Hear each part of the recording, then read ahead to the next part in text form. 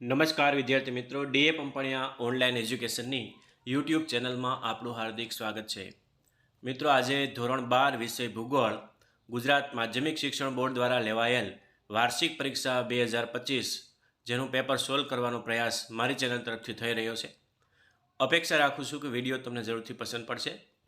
તો શરૂઆત કરીએ આપણે ધોરણ 12 વિષય ભૂગોળ પેપર સોલ્યુશન બોર્ડ પરીક્ષા 2025. સૌપ્રથમ જિયોગ્રાફી, જેનો કોડ છે 148, સમય 3 કલાક અને કુલ ગુણ 100. વિભાગ એથી આપણે વાત કરીએ કે જેમાં 4 વિકલ્પ આપેલા હોય છે, એમાંથી સાચો વિકલ્પ પસંદ કરીને આપણે લખવાનો હોય છે.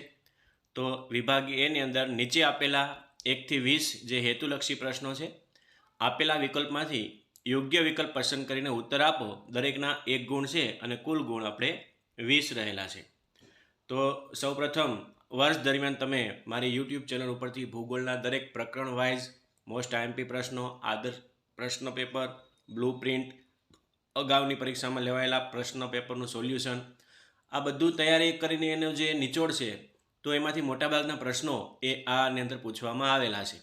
અને ક્લાસમાં પણ વિદ્યાર્થીઓને જે વર્ષ દરમિયાન આપણે જે શીખવાડેલું છે, લગભગ આ પ્રશ્નો ઘણીવાર આપણે ક્લાસની અંદર પણ રિપીટ થયેલા છે અને વારંવાર આપણે એને આઈએમપી વિદ્યાર્થીઓને આપેલા જ છે. તો સૌપ્રથમ વાત કરીએ તો પહેલો પ્રશ્ન છે, નીચેનામાંથી કયું તત્વ પ્રાકૃતિક પર્યાવરણનું નથી? જેના 4 વિકલ્પો તમને આપેલા હતા, એમાંથી સાચો જવાબ છે એનો પરિવહન.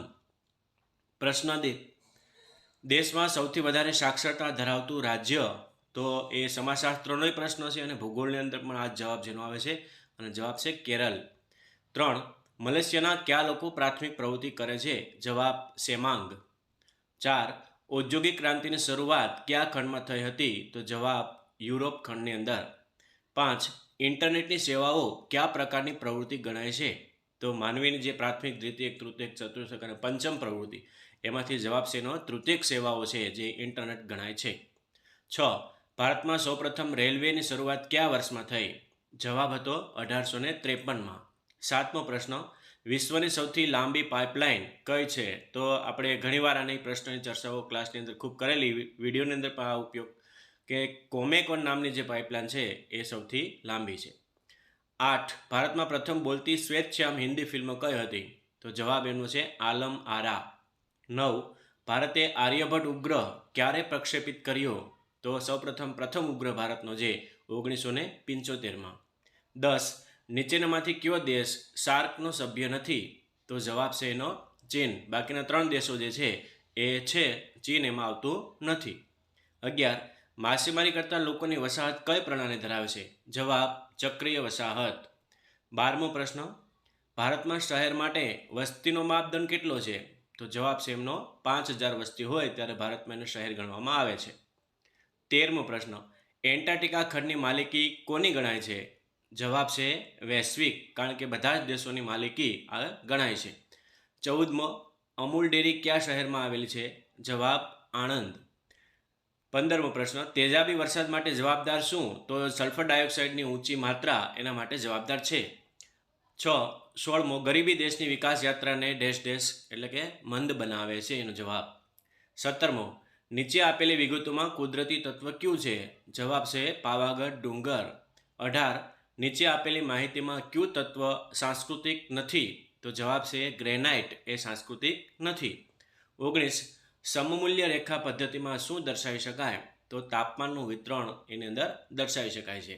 અને 20મો પ્રશ્ન વિભાગ એનો, જીપીએસ પ્રણાલી વિકસાવનાર દેશ કયો છે? તો સૌપ્રથમ યુએસએ જીપીએસ પ્રણાલી પોતાના લશ્કર માટે એનો ઉપયોગ કર્યો હતો. તો વિદ્યાર્થીઓ, આ 20 માર્કના પ્રશ્નો વિકલ્પ સાથે એના 100% સાચા જવાબો અહીંયા રજૂ કરવે. હવે આપણે વાત કરીએ વિભાગ બીની અંદર, નીચે આપેલા પ્રશ્નોના ઉત્તર એક વાક્યમાં આપો. દરેકનો 1 ગુણ અને કુલ ગુણ 10 છે. 21મા પ્રશ્ન તરફ આપણે જોઈએ તો એક જ વાક્યની અંદર જવાબ આપવાના છે એને. તો કયા સમયગાળાને સંશોધન યુગ કહેવાય? તો જવાબ છે એનો 15મી સદીના ઉત્તરાર્ધથી 18મી સદી સુધીના સમયગાળાને સંશોધન યુગ કહે છે. 22મો પ્રશ્ન, રાજસ્થાનના કયા વિસ્તારોમાં અતિશય ઓછી વસ્તી ગીચતા છે? આપણે અગાઉ વાત કરી હતી. વિભાગનો જવાબ છે બિકાનેર, બાડમેર અને જેસલમેર. આ 3 જિલ્લા જે પાકિસ્તાન સરહદી નજીક જિલ્લાઓ છે, રણ વિસ્તારની અંદર, આ વિસ્તારોમાં સૌથી ઓછામાં ઓછી વસ્તી ગીચતા રહેલી છે.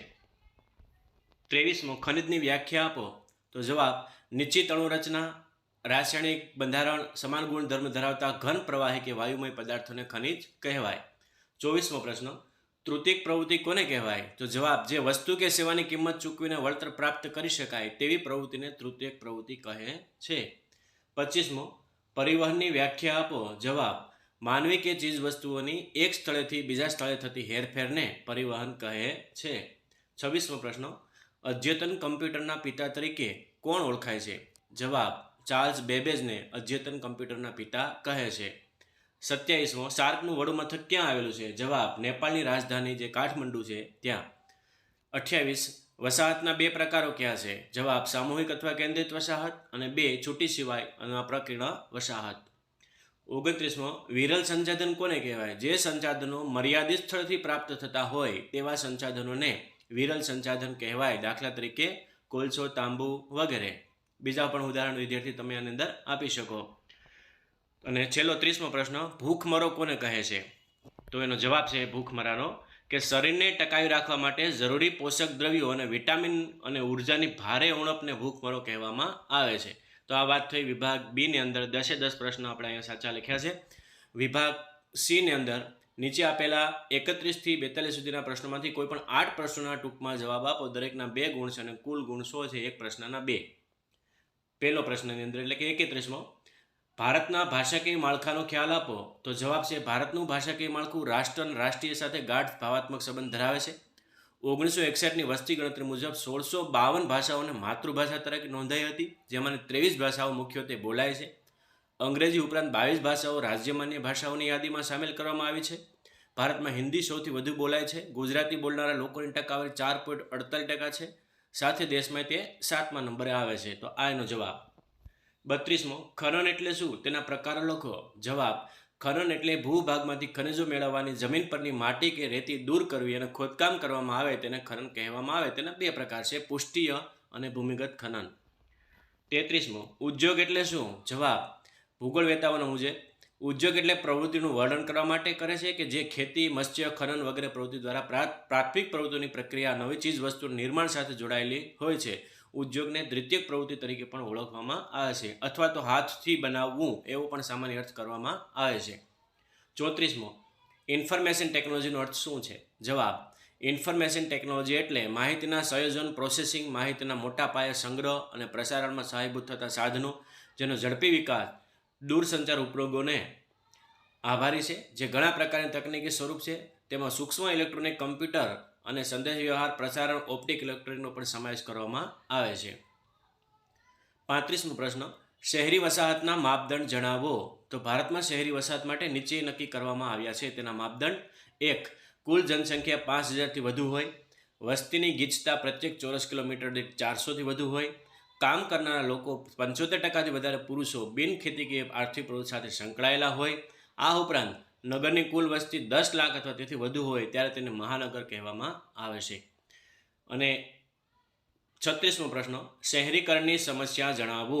જવાબ શહેરી વિસ્તારોમાં અનેકવિધ સમસ્યાઓ છે, જેવી કે આવાસની સમસ્યા, પાણીની સમસ્યા, સ્વચ્છતાની સમસ્યા, ગટર અને કચરાની સમસ્યા, વાહન વ્યવહારની સમસ્યા, પ્રદૂષણની સમસ્યા, ગુનાખોરીની સમસ્યા, આરોગ્ય અને શિક્ષણની સમસ્યા, ઘણી બધી સમસ્યાઓ નામનો ઉલ્લેખ કરી શકાય. 37, સંસાધન એટલે શું? કુદરતમાં રહેલો કોઈ પણ પદાર્થ માનવી પોતાની જરૂરિયાત પૂર્ણ કરવા માટે ઉપયોગમાં લે ત્યાં સુધી તે પદાર્થ સંસાધન બની શકે નહીં. એટલે કે સંસાધન બનવા માટે પદાર્થમાં 2 બાબતો હોવી જરૂરી છે. એક, ઉપયોગિતા, માનવીની જરૂરિયાત પૂરી કરવા માટે સક્ષમતા હોવી જોઈએ. પ્રાપ્યતા, તે માનવી માટે ઉપલબ્ધ હોવું જોઈએ. આમ કોઈપણ વસ્તુ જે માનવ જરૂરિયાત પૂરી કરે છે તે ઉપલબ્ધ, તે સંસાધન કહેવામાં આવે છે. 38મો, પ્રવાહ આલેખની લાક્ષણિકતા સમજાવો. જવાબ કોઈપણ વિગત કે વિગતની ગતિશીલતાનું સૂચન માનવી, કાચો માલ, ઉત્પાદિત વસ્તુઓ વગેરે હેરફેર પ્રવાહ આલેખ દ્વારા અસરકારક રીતે દર્શાવી શકાય છે. જેના 1, હેરફેરની દિશા અને વસ્તુઓનું પ્રમાણ કે માનવીની સંખ્યા, આ 2 બાબતોની લાક્ષણિકતા દર્શાવી છે. 39મો પ્રશ્ન, સમમૂલ્ય પદ્ધતિ માહિતીનું કયું લક્ષણ દર્શાવે છે? તો જવાબ છે સમમૂલ્ય પદ્ધતિ આંકડાકીય માહિતીમાં એક સરખા મૂલ્યવાળી રેખાઓનો ઉપયોગ કરે છે. આ પદ્ધતિ દ્વારા તાપમાન અને દબાણ જેવી બાબતો દર્શાવી શકાય છે. આ પદ્ધતિમાં પ્રત્યેક રેખા કોઈ આંકડાકીય મૂલ્ય ધરાવે છે. આ રેખાઓને લીધે માહિતીનું વિતરણ સ્પષ્ટ રીતે જોઈ શકાય છે. 40મો પ્રશ્ન, કયા પ્રકારના આલેખોમાં રંગોનો ઉપયોગ વધુ અસરકારક બને છે? તો જવાબ છે રંગોનો ઉપયોગ વિભાજિત વર્તુળાલેખ, પાઈ ડાયાગ્રામ, સર્કલ ડાયાગ્રામ અને રંગછાયા પદ્ધતિમાં વધુ અસરકારક બને છે. આ આલેખોમાં રંગો માહિતીને સ્પષ્ટ સરળ રીતે સમજવામાં મદદ કરે છે. રંગછાયા પદ્ધતિમાં રંગોનો ઉપયોગ માહિતી તીવ્રતા અથવા ગીચતા દર્શાવવા માટે થાય છે. આ પદ્ધતિમાં જુદા જુદા રંગો અથવા એક જ રંગના આછા અને ઘેરા શેડનો ઉપયોગ કરવામાં આવે છે, જેનાથી માહિતી વધઘટ સરળતાથી સમજી શકાય છે. 41મો પ્રશ્ન, કમ્પ્યુટરમાં આવતા હાર્ડવેરમાં કયા કયા ઉપકરણોનો સમાવેશ થાય છે? જવાબ, કમ્પ્યુટરમાં આવતા હાર્ડવેરમાં નીચે મુજબના સમાવેશ થાય છે ઉપકરણો: 1. Keyboard, mouse, monitor, printer, processing unit, pen drive અને વગેરે. 42મો પ્રશ્ન, GISનો ટૂંકો પરિચય આપો. તો એનો જવાબ છે વિદ્યાર્થીઓ, GISનો જિયોગ્રાફિકલ ઇન્ફોર્મેશન સિસ્ટમ, જે કમ્પ્યુટર આધારિત એક એવી પ્રણાલી છે જે વિવિધ સ્ત્રોતો દ્વારા પ્રાપ્ત ભૌગોલિક માહિતીનો સંગ્રહ કરે છે, તેમાં જરૂર મુજબની પ્રક્રિયા કરે છે અને તેને પ્રસ્તુત કરે છે. આવી માહિતીને GIS નકશા પર દર્શાવે છે અને સામાન્ય માનવીને ભૌગોલિક તરાહ અને સંબંધોથી માહિતગાર કરે છે. GISનો પ્રથમ ઉપયોગ 1968માં રોજર ટોમલિન્સન દ્વારા કરવામાં આવ્યો હતો, જેઓને GISના પિતા તરીકે જાણીતા છે અને પિતા તરીકે તેમને ઓળખવામાં આવે છે. તો આટલી વિદ્યાર્થીઓ આ A, B અને C વિભાગ આજે મારી ચેનલ ઉપરથી રજૂ કર્યા છે. ફરી પાછા વિડીયોની અંદર નવા મુદ્દા સાથે આપણે વાત કરીશું. તો અપેક્ષા રાખું છું કે વિડીયો તમને જરૂરથી પસંદ પડ્યો છે. આભાર સૌનો અને ધન્યવાદ.